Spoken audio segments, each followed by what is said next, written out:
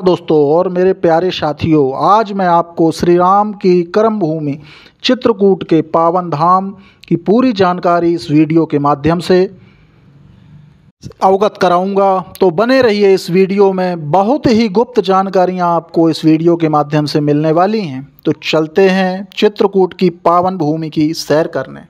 चित्रकूट के घाट में भई संतन की भीड़, तुलसीदास चंदन घिसें तिलक देते रघुवीर। तो हम बात कर रहे हैं दोस्तों श्री राम घाट की। इस घाट पर श्री राम जी ने तुलसीदास जी को दर्शन दिए थे। ये घाट मंदाकिनी नदी के किनारे, इस घाट का अलौकिक दृश्य देखते ही बनता है। इस घाट पर आप बोटिंग का आनंद भी ले सकते हैं, जो कि 24 घंटे उपलब्ध रहती है। और कहते हैं श्री राम जी यहाँ स्नान किया करते थे और यहाँ नावों का बहुत ही शानदार तरीके से सजाया जाता है और जल विहार का एक आनंद अलौकिक है। दीपदान और भी आनंदित कर देता है। कहते हैं यहाँ के कण कण में भगवान का वास है। इसलिए तो इस पावन भूमि में लाखों श्रद्धालु यहाँ आकर अपने आप को धन्य समझते हैं और घूमने और दर्शन करने का आनंद लेते हैं। यहाँ घूमने और दर्शन करने में आपका समय कम पड़ जाएगा मित्रों। के मनोरम दृश्य, यहाँ की वादियाँ, यहाँ की सुंदरता देखकर मंत्र मुग्ध हो जाता है और आस्था का सैलाब यहाँ पूरे चित्रकूट धाम में बहता रहता है। आप यहाँ ट्रेन द्वारा भी बड़ी आसानी से पहुँच सकते हैं, जो कि नज़दीकी रेलवे स्टेशन है करवी, और करवी से मात्र 5 किलोमीटर की दूरी पर है चित्रकूट। चारों साइड से बस द्वारा भी आप इधर पहुँच सकते हैं।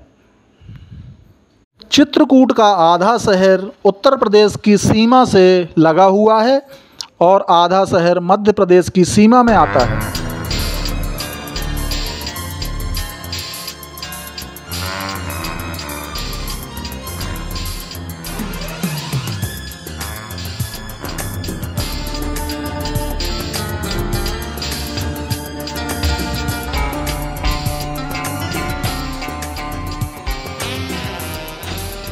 चार बजे से राम घाट में स्नान करने के पश्चात लोग अपनी यात्रा शुरू करते हैं, जो कामदगिरी पर्वत की परिक्रमा पूर्ण कर कामतानाथ भगवान के दर्शन करते हैं। फिर यात्रा की अपने यहाँ से शुरुआत की जाती है। इस कामदगिरी पर्वत के कण कण में भगवान भोलेनाथ और श्री रामचंद्र जी का वास है। ये दर्शन करने के पश्चात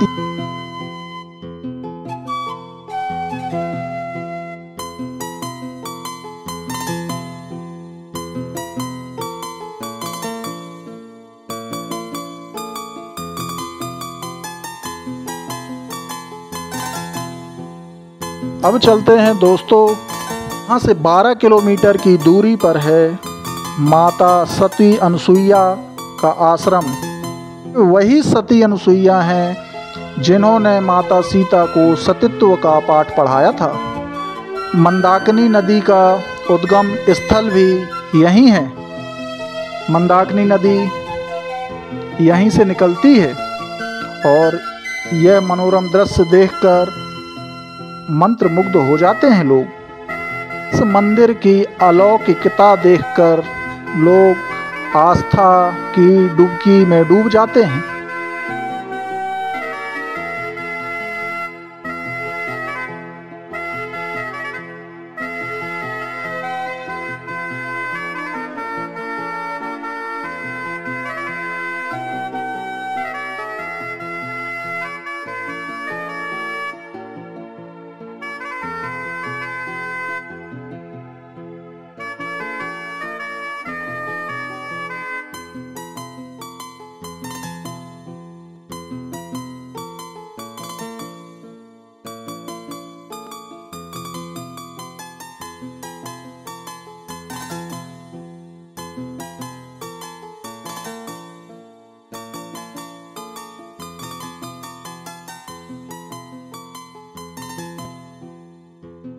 दोस्तों 15 किलोमीटर के सफ़र तय करने के बाद आते हैं हम गुप्त गोदावरी।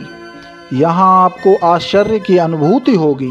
यहाँ अंदर गुफा के अंदर प्रवेश करने के लिए 20 से 25 रुपए की टिकट प्राप्त करनी पड़ती है।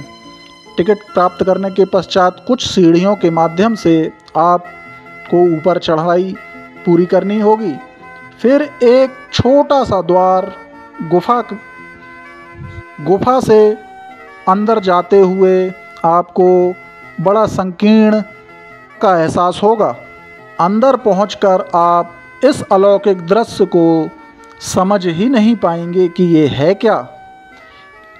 आदमी किताब और कहानियों पर ही आज तक पूरी विश्लेषण से सारी जानकारियाँ प्राप्त करता है, मगर यहाँ आकर आपको वहाँ स्वयं पाकर खुद की अनुभूति और अलौकिक दृश्य देखकर प्रकृति का ये कैसा नज़ारा है, लोग समझ ही नहीं पाते हैं इस अलौकिक दृश्य को। थोड़ा यहाँ पुजारियों से सावधान रहना पड़ेगा, क्योंकि जगह जगह आपको सिर पर डंडा ठोककर पैसे की मांग की जाती है। थोड़ा सतर्कता आपको यहाँ बरतनी पड़ेगी। जितना अंदर आप पहुँचते जाएंगे उतना ही मनोरम दृश्य आपके सामने उपलब्ध होगा। यह जल एक कुंड के माध्यम से निकलता है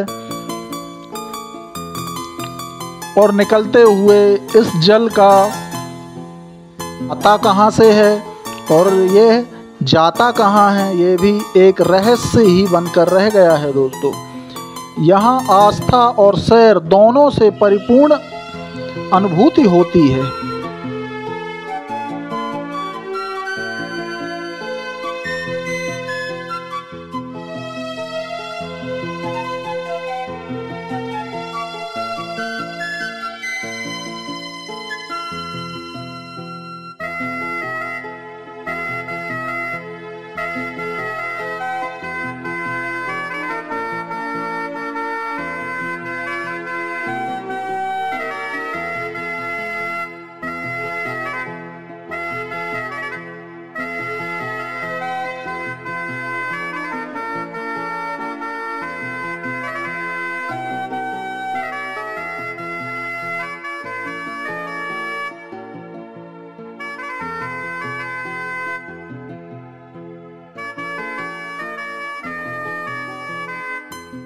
यहाँ से 3 किलोमीटर की दूरी में पड़ता है हनुमान धारा। हनुमान धारा जो कि सीढ़ियों के माध्यम से आप उस पहाड़ी पर पहुँच सकते हैं। आजकल रोपवे की व्यवस्था भी उपलब्ध हो चुकी है। ऊपर पहाड़ में पहुंचकर पहाड़ की ऊंचाई में हनुमान जी के हाथ में जल गिरता हुआ दृश्य देखकर लोग आश्चर्यचकित हो जाते हैं। इतनी ऊंचाई में ये पानी आता कहाँ से है और जाता कहाँ पर है। आस्था का सैलाब मन में लिए हुए लोग यहाँ दर्शन करते हैं और यह पानी के रहस्य को समझने की कोशिश करते हैं।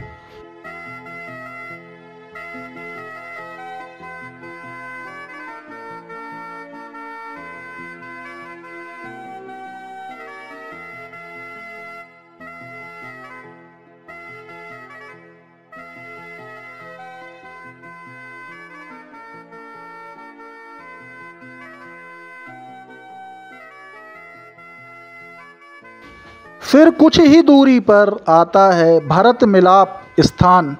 ये वही स्थान है जहाँ श्री राम जी भरत जी से गए थे और भरत जी ने श्री रामचंद्र जी से वापस अयोध्या चलने का निवेदन किया था। कुछ ही दूरी पर है लक्ष्मण पहाड़ी। यहाँ लक्ष्मण जी वनों से लकड़ियाँ काट कर लाया करते थे। आज भी बहुत सी मान्यताओं के अनुसार उनके पद चिन्ह आज भी यहाँ मौजूद हैं। दोस्तों, यहाँ स्फटिक शिला, इस शिला का ये प्रमाण मिलता है कि भगवान राम और माता सीता यहाँ विश्राम किया करते थे। उनके पद चिन्ह आज भी यहाँ मौजूद हैं। अब